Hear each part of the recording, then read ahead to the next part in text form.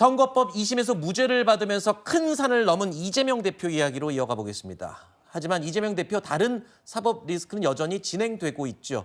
특히 대장동 민간업자들 재판 증인 출석에는 4번이나 불출석을 했습니다. 자, 그러자 재판부가 이재명 대표에 대해서 강제 구인 조치가 가능한지 검토하고 있습니다. 오늘 채널A 정치 시그널에 구자룡 변호사가 출연했는데요. 이재명 대표의 이 계속된 불출석에 대해서 이런 해석을 내놨습니다.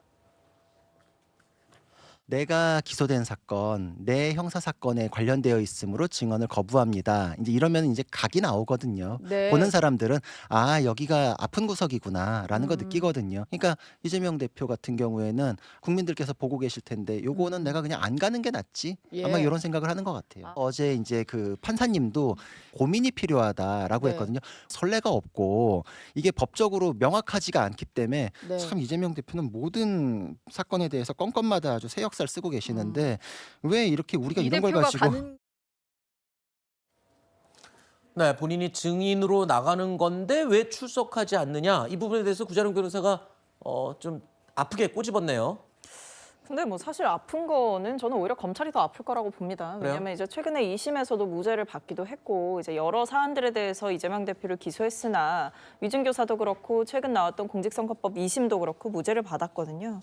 그러니까 지금 보면 성남FC, 뭐 백현동, 대장동 여러 사건으로 기소가 된 상태이고 이 정말 중차대한 상황, 대통령의 이 파면을 앞두고 싸우고 있는 이 상황 속에서 당대표로서 해야 할 직무들이 굉장히 많은 상황이고 그러다 보니까 의정활동에 심각하게 방해를 받고 있다라는 게 이재명 대표 측의 입장이기 때문에 저는 뭐 충분히 여러 방식으로 이 법원에 본인의 의사를 전달하고 있다 이렇게 보고 있습니다. 그래서 아마 그리고 현실적으로 국회의 동의가 있어야만 구인이 가능하지 않을까라는 생각도 해보는데요.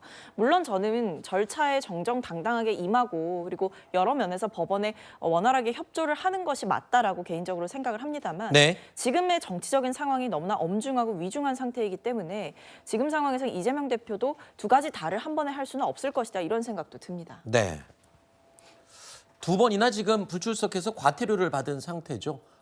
그래도 계속 재판에 출석하지 않고 있는 이재명 대표, 증인으로 출석하지 않고 있는 이재명 대표가요. 오늘 오전에 대장동, 위례 백현동 성남 FC 사건 다 합쳐졌죠. 이 사건 1심 공판에는 또 출석을 했습니다. 하지만 취재진의 질문에 묵묵부답이었습니다. 오늘 오전 모습 보시죠. 검찰은 위증교사 사건 빨리 끝내자고 하는데 어떤 입장이십니까? 사법자 재판 청구한다는데 어떤 입장이세요? 근데 공직선거법 상고했거든요. 어떤 입장이세요? 자, 잠시 후에 오후 2시에는 위증교사 2심 두 번째 공판, 얼마 전에 무죄 나왔죠. 네. 이와 관련된 두 번째 이 공판이 또 열릴 예정입니다. 여기는 이재명 대표가 출석하겠죠? 네, 저는 출석할 것으로 생각을 하는데 네. 이게 앞서서 지금 대장동 관련 재판에 있어서 이재명 대표가 과태료 받았다, 잘못된 것이다 이러는데 법적으로 좀 설명을 드리면 대장동 민간 사업자와 관련해 가지고 이재명 대표는 다 부인하고 있습니다.